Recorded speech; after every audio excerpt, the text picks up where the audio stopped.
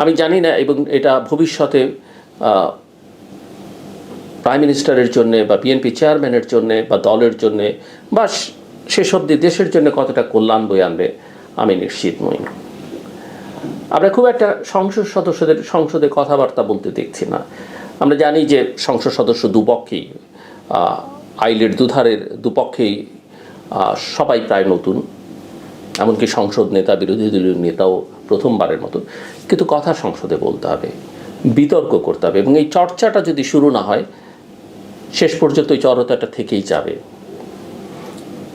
এবং এখান থেকে আমাদের পার্লামেন্টেরিয়ানের অভাব আছে, এই পার্লামেন্টেরিয়ান তৈরি করতে হবে। শুধু সংসদের ভেতরের কথাই বলি কেন, সংসদের বাইরের কথাও খানিকটা বলি। যেহেতু টেলিভিশনে প্রতিদিন আমি একটি শো করতে হয়, আমি দেখলাম যে আমি কিছু উপদেষ্টা, দু একজন প্রতিমন্ত্রী, মন্ত্রী শোতে ইনভাইট করলে একাধিক জনের কাছ থেকে আমি শুনলাম তাদের বক্তব্য হচ্ছে যে আমি এখন একা যাচ্ছি, আমি তো এখন সরকার একটা দায়িত্বে আছি, আমি একা ছাড়া এখন আর কোথাও যাচ্ছি না, কাজে আপনি যদি আমাকে একা আমন্ত্রণ জানান তাহলে আমি আসবো। একা জানাতে কোনো সমস্যা নেই, একা আমি জানাতেও পারি। এমনকি তারা যেটা মনে করেন যে প্রতিপক্ষ থাকলে হয়তো অনেক কিছু জবাব দিতে পারবেন না, তার চাইতে কঠিন করে আমি তাদেরকে ধরতে পারি।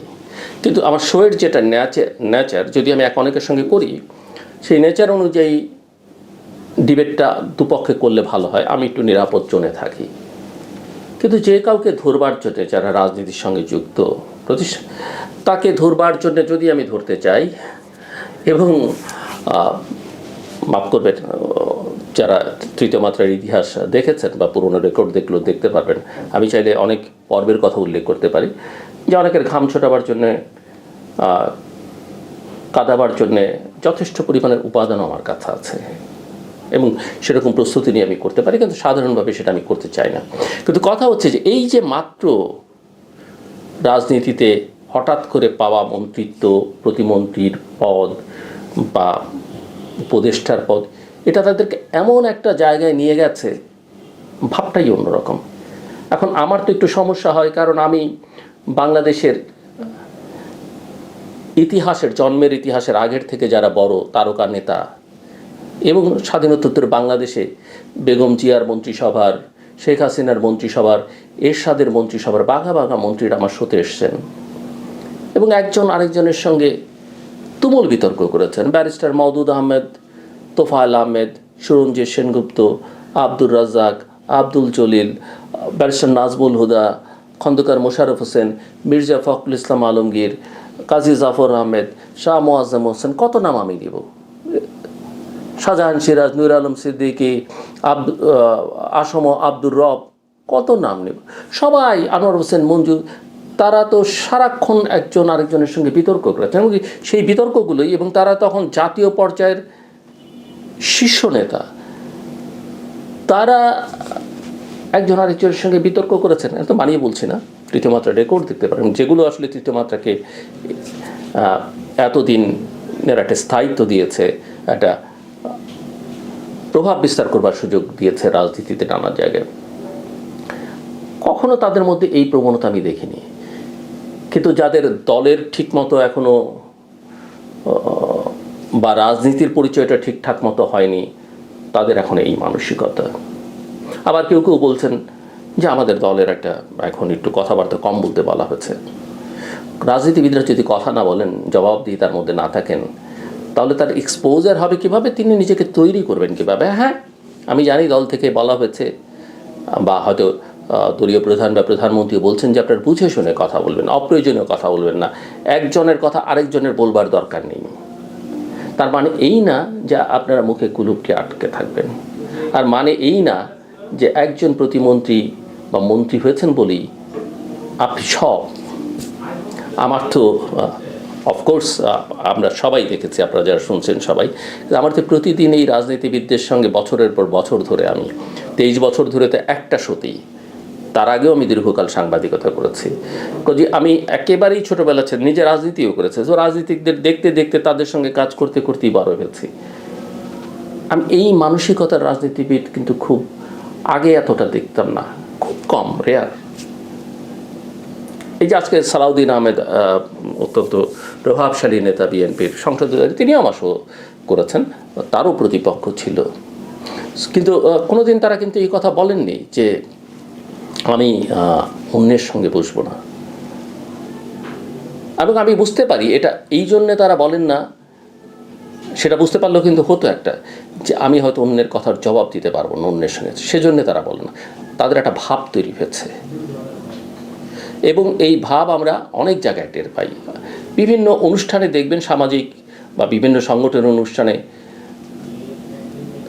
তারা কোন পদ, তারা কি প্রধান অতিথি কিনা বিশেষ অতিথি, এটা তাদের মাথায় সবসময় ঘোরে। কার আগে বক্তৃতা করবেন, কার পরে বক্তৃতা করবেন। আর আমরা স্বয়ং প্রধানমন্ত্রীকে দেখছি অত্যন্ত সাদামাটাভাবে যে কোনো জায়গায় যাচ্ছেন, সাদামাটা পোশাক পরছেন, সাদামাটা চেয়ারে বসছেন, মাননীয় মহামান্য বললে বিরক্ত হচ্ছেন, স্লোগান দেখলে খুব একটা পছন্দ করেন না।